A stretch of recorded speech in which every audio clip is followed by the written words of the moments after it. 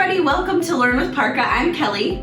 And I'm Jared. And today we are here to talk about a few key tips of how to make your marketing automation work when it comes to your candidate engagement. So Jared's gonna take the first few tips and I'll take the next few. Go ahead and take it away.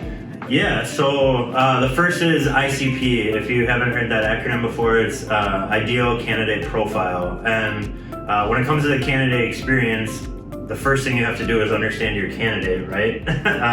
So it sounds pretty obvious, but I can't tell you how many people buy automation tools and then don't really understand how it can help the candidate have a better experience. And so that ideal candidate exercise is really stepping back and understanding who it is, right? Like if you're placing mostly C-level CHROs, you're going to want to talk about macroeconomic trends into the future. If you're doing entry-level HR generalists, you're probably more in that range of how to be a successful consultant, what to expect on your first day. And so the whole ICP exercise is really focused around that and taking that time as a leadership team or whatever, a step back and put yourself in their shoes instead of the staffing agency shoes. It's the same concept as the ideal customer profile. It's usually client focused, but in this sense, it's really needing to be candidate focused as well.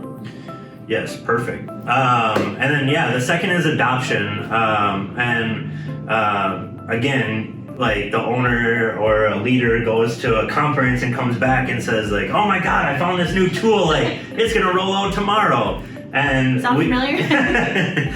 We all know in reality that's not that easy. So when we talk about adoption, a couple of simple things that you can do is literally just create a one-sheeter of how it affects a recruiter versus a salesperson versus a sourcer, and how it kind of fits into the organization. And so I am actually notoriously bad at this when presenting to our owners, but I tell them I want it, and forget to show them how it is actually going to affect them, their job, even to the point of, if you're a recruiter and you can have an X number of people out, what happens if you could have more people out? What would that mean for them in terms of monetary value or whatever? Right, the implication of how different teams internally are going to work, how it'll impact your business, and then of course on more of a smaller scale that's really detailed, what emails go where and what's the purpose of them, so that when your team is writing the content, what does it all ladder up to, right? Yeah, yep, perfect. And then third is just creating a focused user experience. And so it's a little bit of a piggyback off of the ICP, obviously, but content creation is critical to automation. And when you talk about automation or the candidate experience in our industry versus the non-staffing industry, we talk about creating an ebook and kind of nurturing them down the path, quote unquote. Well, a lot of automation and staffing recruiting is actually just plain text email. It's literally just substituting the work of a recruiter that is repetitive and redundant to, on the simple side, wish them a happy birthday or whatever, but on a more complex side, as you do your 30 or 60-day check-ins, what would your recruiter say to the candidate that would make them feel appreciated, feel wanted? And it's not just blasting out, company newsletters every week. What value does that add to the actual candidate? So Right. No, absolutely. And the next point is all around really a user-driven experience. So this is around A/B testing, right? If you create an entire workflow and you have content produced and you've got a certain open rate, certain click-through rate, all of these different metrics that you're looking at, and you don't test it against anything else, there's no way to know, is this actually the best way? So one example would be, let's say you have a consultant out on contract, they're about halfway through, they've got a few months left, and you've got an email series and all of the calls to action are around, contact your recruiter to have a conversation about your next placement, or your next role and opportunities that are coming up. As opposed to actually providing something that's more a blog article of a topic of interest to them. You may find that those really low bottom of the funnel calls to action make the most sense right as they're about to end their contract, but they're not even interested when they just started, right? So starting to think about it from that user-generated standpoint of, okay, what are we being rewarded by that we provide to them, and then adapting your automations to that. The next is all around business process, and it's so often, like Jared like you mentioned, people are like, oh, I really want new technology. It's going to be the best. We'll put it here and here and here and here and here. And you start breaking the process and freaking out your recruiters and freaking out your sales team. And it's actually meant to augment the best practices your team already has in place. And so part of it is taking that step back and saying, all right, what is our process from sourcing to recruiting to placement and all of the above, everything in between, and what can we automate? So what would allow our recruiters to take on 10 more consultants because they're not spending these automated emails, not spending the time sending the manual emails when it really could be automated.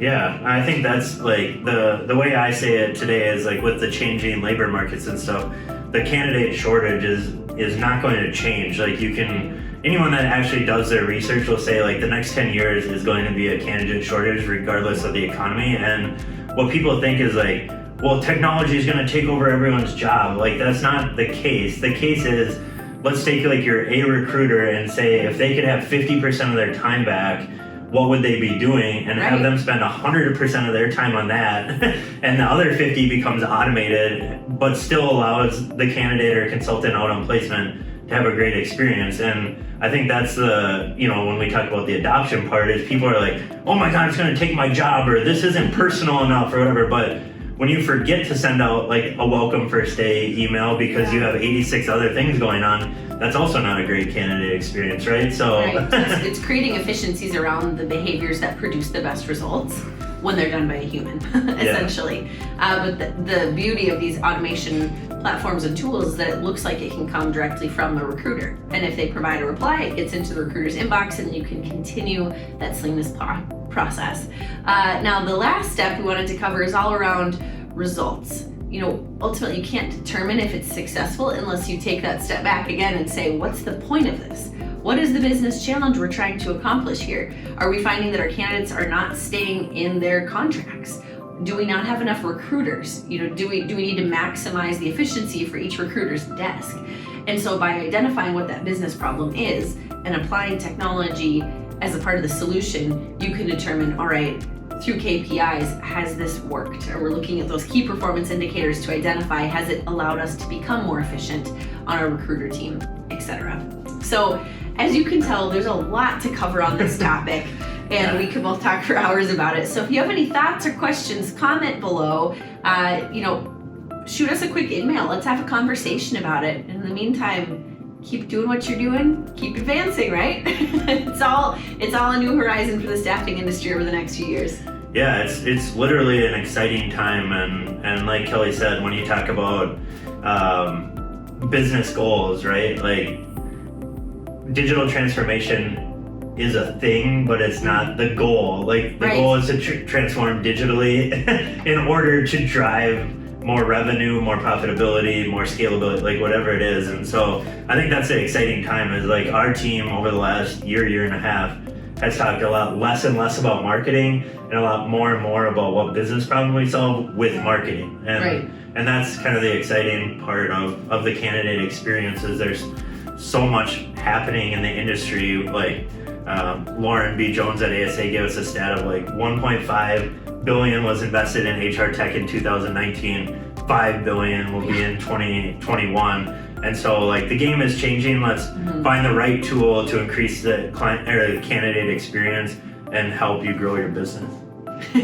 We're only a little bit passionate about I kind of like this stuff if you didn't notice. All right, well, thank you guys. We'll see you next time.